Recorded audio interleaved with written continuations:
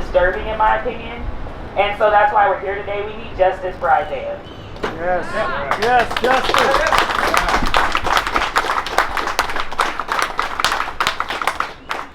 Not only is David Prater ruining the lives of innocent young people by labeling them as terrorists for peacefully protesting the racial injustices perpetrated by our criminal justice system, he's also sanctioning the senseless killings of people of color by not holding police officers accountable for the taking of innocent lives. This young man lost his life naked and afraid, and the officers responsible for his death still have not been held accountable.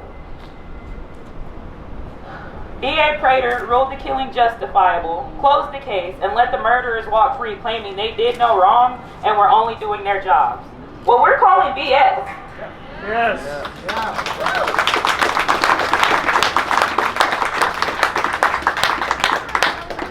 So, what we're going to do is we're going to hear from a few of Isaiah Lewis's family members, and then we're going to take this to the courthouse to confront David Prater himself. Let's do it. Hi, my name is Alicia Jackson, and Isaiah Lewis was my nephew. As she said before, he was unclothed and unarmed when he was killed by police officers. There are conflicting stories in the whole event. There is also different things that weren't said or weren't taken into account when it came to Isaiah's case. Instead, they simply ruled it justified and closed it, and that was it. That is not justice. They knew on the way to this call that Isaiah was not only a 17-year-old unarmed boy, but that he was also unclothed. How do you defend yourself against two officers to that extent when you are unclothed and unarmed that they fear for their life enough to take his life? He was 17 years old. We had to go to his graduation and look at a cap and a gown in a chair while we watched other families celebrate the lives of their children who were graduating along with Isaiah. I thank you for your support. I thank you everyone that came out here today. We appreciate you guys for standing with us, and we love y'all. Thank you.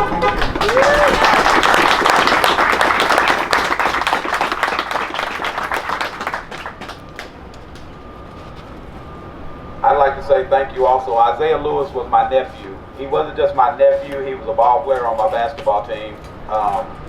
He was best friends with my kids. Isaiah spent many a night at my house. It angers me to see the way that my nephew was killed, to see the way that he was portrayed in the media by Edmond police, the lack of action by the district attorney. All of those things anger me. And before I go any further, I want to thank everybody here from every race, from every color, from every religion, from every gender that came out here in the heat of this day to stand with us to hope to get some justice for my nephew. My nephew, you can't find anybody that'll tell you that my nephew was a fighter. You won't find anybody to tell you that he was a gang member or a criminal. He had brothers. He wouldn't even fight his brothers. He had a mother at 17 years old that he would still lie in bed with at night. He was a peaceful kid, a silent kid, a class clown. And the image that they portrayed of Isaiah that evening, the rest of that time was something that I'll never forget. When you have a mother, my sister, that lost the life of her son on a Monday evening, I believe, and is denied access to his body on Monday, on Tuesday, on Wednesday, and on Thursday. Not even able to go in and identify him and say, that's my son lying there.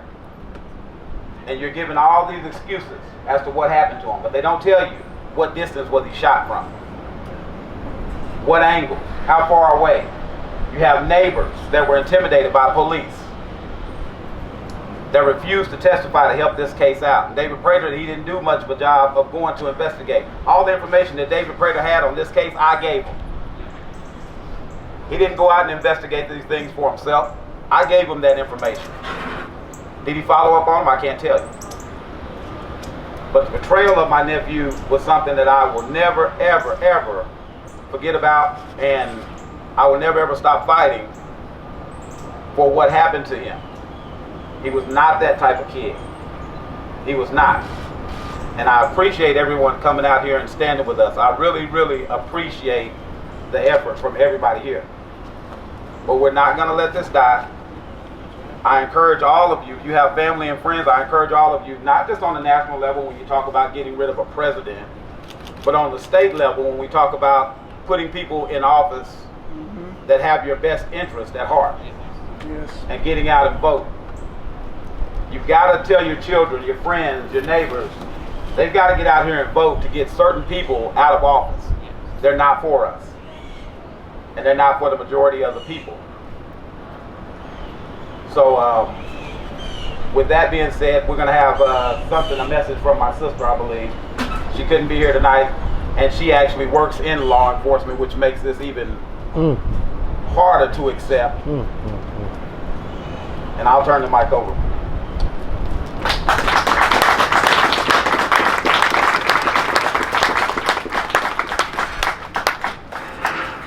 Miss Vicki Lewis, Isaiah Lewis' mother, she gave me a short excerpt to read for her today since she could not be here.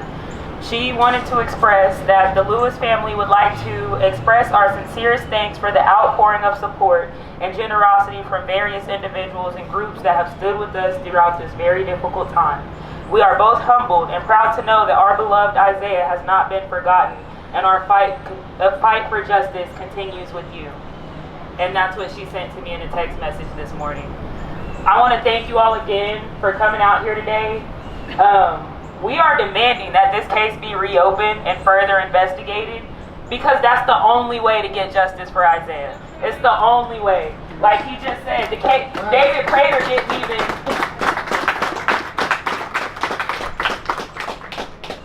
Like Isaiah's uncle just said here, Mr. Paul, Prater didn't even go out and gather that information himself.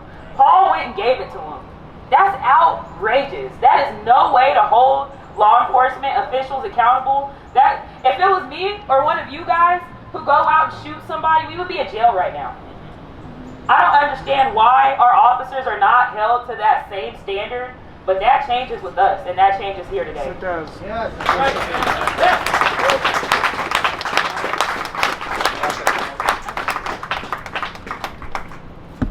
And I want to add one more thing. I'm kind of upset, so you guys got to excuse me when I talk about this. I forget about a lot of things.